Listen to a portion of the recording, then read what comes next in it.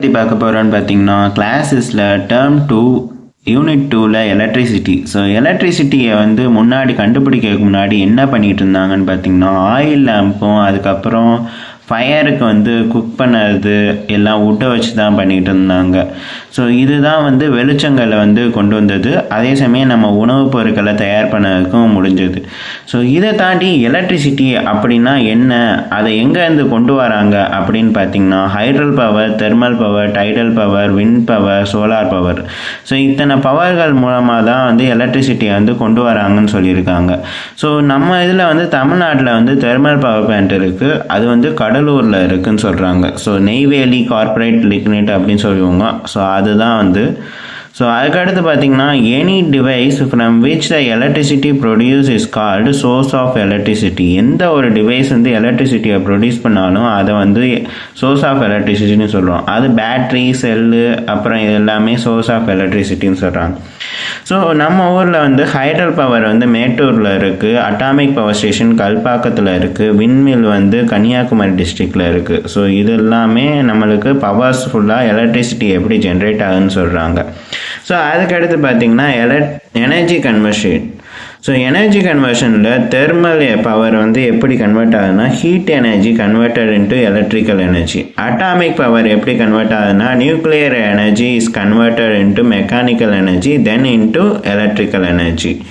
ஹைட்ரல் power எப்படி convert ஆகுதுன்னு பார்த்தீங்கன்னா kinetic energy is converted into electric energy. அதாவது டர்பைனில் தண்ணி விழுகிறப்ப அந்த எனர்ஜி வந்து கைனெட்டிக் எனர்ஜியாக இருக்கும், அதை எலக்ட்ரிக் எனர்ஜியாக மாற்றுறாங்க. ஸோ விண்மில்லையும் அதே தான், ஏர் வந்து போய் அந்த டர்பைனில் படாது. ஸோ அந்த இடத்துல kinetic energy is converted into electrical energy. So இப்படி தான் எனர்ஜி கன்வர்ஷன் வந்து நடக்குது. ஸோ அதுக்கு அடுத்த டாபிக் என்னென்னு பார்த்தீங்கன்னா செல்ஸில் வந்து chemical energy is converted into electrical energy. Chemical எனர்ஜியை எலக்ட்ரிக்கல் எனர்ஜியாக வந்து கன்வெர்ட் பண்ணுறாங்க. செல்லில் வந்து இதை பேட்ரின்னு சொல்கிறது அது என்னென்னு பின்னாடி பார்க்கலாம். எலக்ட்ரோலைட்னா என்னென்னு பார்த்தீங்கன்னா medium to transfer positive or negative ions. So செல்லுக்குள்ளே எலக்ட்ரோலைட்னு ஒன்று இருக்கும், அது வந்து பாசிட்டிவ் அயான்ஸையும் நெகட்டிவ் அயான்ஸையும் ட்ரான்ஸ்ஃபர் பண்ண யூஸ் பண்ணும். அப்புறம் எலக்ட்ரோடுங்கிறது பாசிட்டிவ் சார்ஜ் எலக்ட்ரோடாக இருக்கும், இல்லை நெகட்டிவ் சார்ஜ் எலக்ட்ரோடாக இருக்கும். இந்த எலக்ட்ரோடில் இருக்கிற அயான்ஸை ட்ரான்ஸ்ஃபர் பண்ணது தான் எலக்ட்ரோலைட்னு சொல்லுவோம். ஸோ இது ரெண்டும் செல்லுக்குள்ளே இருக்கக்கூடியது. ஸோ டைப் ஆஃப் செல்லில் வந்து 2 டைப் இருக்கும். ஒன்று வந்து பிரைமரி, இன்னொன்று வந்து செகண்டரி. பிரைமரிங்கிறது ரீசார்ஜ் பண்ண முடியாத ஒரு செல்லு, அது ஸ்மால் சைஸில் இருக்கும். அது நம்ம எதுலலாம் யூஸ் பண்ணுவோம்னு பார்த்தீங்கன்னா கிளாக்கு, வாட்சு இதிலலாம் யூஸ் பண்ணுறது. அதே செகண்டரி செல்லில் பார்த்தீங்கன்னா இதை ரீசார்ஜ் பண்ணிக்கலாம், நிறையா தடவை ரீசார்ஜ் பண்ணிக்கலாம். அப்புறம் இதோட சைஸ் வந்து ஸ்மாலாகவும் இருக்கும், லார்ஜாகவும் இருக்கும். ஆனால் இந்த இது வந்து எங்கெங்கெல்லாம் யூஸ் பண்ணுறோன்னு பார்த்தீங்கன்னா மொபைல் ஃபோனில், ஆட்டோமொபைல்ஸில் இதில் எல்லாமே யூஸ் பண்ணுறது.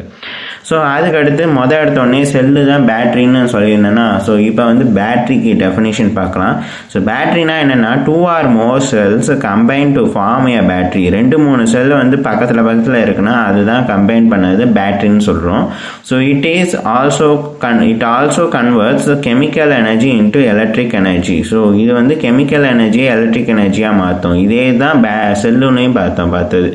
ஸோ இது வந்து பாசிட்டிவாக இருக்கும், இல்லை நெகட்டிவாக இருக்கும். இது வந்து என்னென்னா டெர்மினல்ஸ்னு சொல்லுவோம். ஸோ இப்போ பேட்டரியில் வந்து இந்த மாதிரி ஒரு இருக்குன்னா, ஸோ இந்த இடத்துல வந்து ப்ளஸ் போட்டிருப்பாங்க, ஸோ இந்த இடத்துல வந்து நெகட்டிவ் போட்டிருப்பாங்க. ஸோ இது வந்து பாசிட்டிவ்னு சொல்லுவோம், இது வந்து நெகட்டிவ்னு சொல்லுவோம். இதுதான் அவங்க வந்து டெர்மினல்ஸ்னு சொல்கிறாங்க.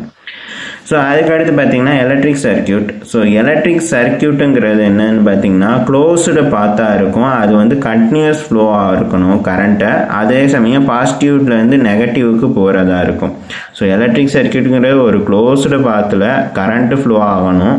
அப்படி ஃப்ளோ ஆகிறது வந்து எப்படி ஆகும்னா பேட்டரியில் பாசிட்டிவ் டெர்மினல்லேருந்து நெகட்டிவ் டெர்மினலுக்கு போகிறது. ஸோ அதுதான் வந்து எலக்ட்ரிக் சர்க்கியூட்னு சொல்கிறாங்க.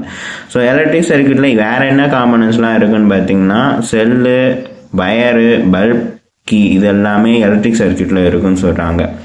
ஸோ அதுக்கடுத்து பார்த்தீங்கன்னா open circuit, closed circuit. Open circuit வந்து எப்படின்னா ஒரு இதை வந்து ஃபுல்லாக கனெக்ஷனில் இல்லாமல் ஏதாவது ஒரு வயர் வந்து கட் ஆயிருந்துச்சுன்னா அது வந்து ஓப்பன் சர்க்கியூட். அப்படி கட் ஆகிருக்கிறப்ப அந்த இடத்துல எந்த ஒரு கரண்ட் ஃப்ளோவும் இருக்காது. ஸோ இதை தான் வந்து ஓப்பன் சர்க்கியூட்னு சொல்லுவோம். ஸோ அதே இது க்ளோஸ் சர்க்கியூட்னா கீ வந்து க்ளோஸ்டாக இருக்கும், அப்போ வந்து கரண்ட் வந்து ஃப்ளோவாக இருக்கும். ஃபுல்லாக க்ளோஸ்டாக இருந்துச்சுன்னா அந்த இடத்துல எலக்ட்ரிசிட்டி வந்து ஃப்ளோ ஆகிறது. ஸோ இதுதான் ஓப்பன் சர்க்கியூட்டுக்கும் க்ளோஸ் சர்க்கியூட்டுக்கும் டிஃப்ரென்ஸ். அதுக்கடுத்து பார்த்தீங்கன்னா டைப்ஸ் ஆஃப் சர்க்கியூட்டில் மொத்தம் 3 டைப் இருக்குது. ஒன்று வந்து சிம்பிள் சர்க்கியூட், இன்னொன்று வந்து சீரிஸ் சர்க்கியூட், அதுக்கடுத்து பேரலல் சர்க்கியூட். ஸோ சிம்பிள் சர்க்கியூட்டை பார்க்கலாம். ஃபஸ்ட்டு சிம்பிள் சர்க்கியூட்டில் வந்து என்ன இருக்குதுன்னு பார்த்தீங்கன்னா ஒரு பேட்டரி இருக்குது, அதுக்கப்புறம் ஒரு பல்ப் இருக்குது, ஒரு கீ இருக்குது. ஸோ கரண்ட் எப்படி ஃப்ளோ ஆகும், பாசிட்டிவ்லேருந்து நெகட்டிவ்க்கு ஃப்ளோ ஆகிறது. ஸோ இந்த மாதிரி கனெக்ஷனில் இருந்தது 3 காம்பனன்ட்ஸ் மட்டும் வச்சுருக்காங்க அப்படின்னா அதுக்கு பேர்லாம் என்ன சொல்கிறாங்கன்னா சிம்பிள் சர்க்கியூட்டுன்னு சொல்கிறாங்க. 3 காம்பனண்ட்டுக்கு மேலே இருக்குது அப்படின்னா அதை வந்து சீரிஸ் சர்க்கியூட்டில் கனெக்ட் பண்ணுறாங்க. சீரிஸ் சர்க்கியூட்டில் என்ன பண்ணுறாங்கன்னு பார்த்தீங்கன்னா சிம்பிள் சர்க்கியூட் மாதிரி தான் இருக்குது, கீ பேட்ரி எல்லாம். ஆனால் பல்ப் மட்டும் 3 பல்ப் இருக்குது. ஸோ அந்த பல்பு 3 கனெக்ட் பண்ணுறப்ப இந்த மாதிரி இருக்கிறது தான் சீரிஸ் சர்க்கியூட்டுன்னு சொல்கிறாங்க. ஸோ இதுலேயும் கரண்ட் ஃப்ளோ வந்து பாசிட்டிவ்லேருந்து நெகட்டிவ்க்கு தான் போகும்.